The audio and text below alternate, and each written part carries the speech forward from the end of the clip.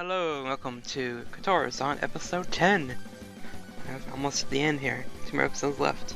And this title was But You're Not Here. Which is kinda weird, but I guess it's because the whole Moritani thing from the preview in episode 9. So I guess that's what the title relates to.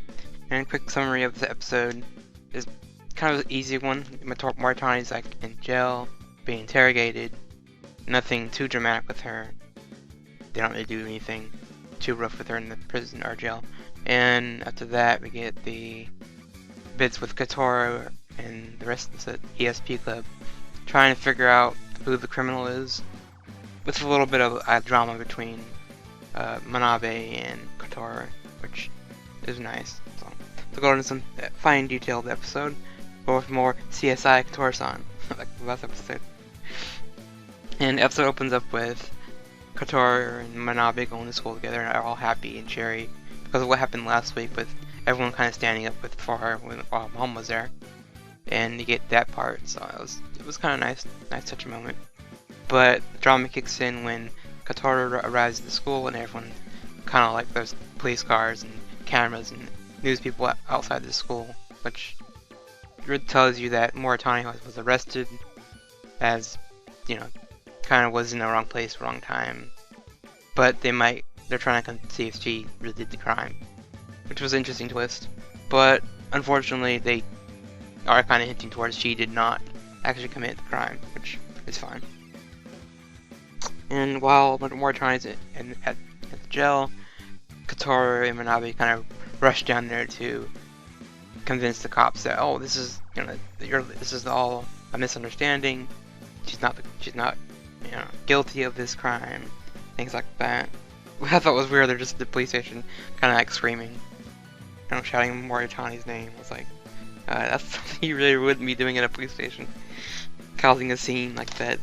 So, but it is what it is. So I know they're trying to help Moritani because, in their eyes, yes, she is considered a friend. As much as most of us really don't see her that way, I still think she's shady, but there's hints of that always in this series for me. But they kind of get pushed out. They're like forced to leave because you're causing a scene and all that kind of stuff. And I think later on Yuriko and the other kid arrive and they get their second chance to see Moritani again, and they kind of get their chance to tell everyone what's up. Well, actually, I forgot, they're leaving and the detective girl, she sees them and kind of like sneaks them in to see their friend. So they're all eating lunch when the other detective, the man, walks in. He's kind of like, what is everyone doing here? Like, why are you doing this? You're messing up the investigation. You know. But during that scene, Kotura kind of reveals her power to the detective guy. Or she reveals a lot of things about him. Personal things that he doesn't want everyone really knowing. So. When she gets everything correct, and he's kind of like, okay, I believe you. You have psychic powers, that's fine, but still, for the police investigation to rely on like a high schooler or whatever, that would look bad on them. So they kind of like, they don't want to really believe all she's saying. So they kind of keep Moritani for a few more days because she was obviously at the crime scene, so she's got some questions to answer. And after that, we get to where they leave the police station, and Yuriko kind of gets the idea after she kind of spilled the guts to the police detective that my mom knew about her psychic powers, things like that. So she kind of convinces Kotura to use her powers to help find the criminal. So they're actually gonna go try to play, investigation or detective and try to find the guy. Which, to everyone's surprise, Manabe is like totally against it. Because he doesn't want Kotura to get hurt and all this stuff, or anyone to get hurt, I think, because I mean they are close, so yeah, I would be kind of I would agree with Manabe on this. He is correct; it is dangerous. You shouldn't be trying to play detective. It's bad. But and even the police even tell them several times to let us handle this. It's not your job. They even have a meeting with the detective girl and Kotura. They're kind of sitting in the dark on a bench somewhere, and she's explaining her story that her power was always seen as it scared people, scared them away. So in Kotoura's mind, if she can use that power to help people, then she's doing something good. But again, the detective tells her, leave it to the cops. Seriously, this is not for kids to get involved in. And I agree. They should not be putting their nose in places that doesn't really belong. But I know why, because their friends involved. So obviously, there you go. After that, Yuriko kind of gets in her head that, okay, they're attacking young girls from schools. I'm gonna use myself as bait to lure him out, and then you guys can jump him or figure out who he is. So I was kind of face palming at that too. Like, that's a dumb idea. That's terrible. You shouldn't be doing this. Kotoura's power is seeing people's minds. She can't do anything to stop them. I mean, so. But I thought it was funny that the police, the investigation chick, actually called them before they planned their use theirself as bait thing, telling them that, well, he was recently seen on some street, and she's like, okay, why are you telling us this?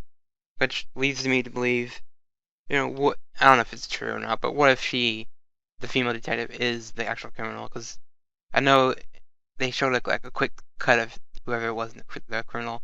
It had black hair, so, and the only people that have black hair right now are two suspects for me, anyway. Kotoura's mom's new boyfriend, he has black hair, and because you had the whole thing last time when she looked at him, Kotoura looked at him and she was kind of like, double checked him, like, wasn't sure what to get from him. And you have the detective girl who has black hair as well, so it's like, it's kind of weird. So who do you think is the actual criminal? Is it a brand new character we haven't seen before? That is still that option.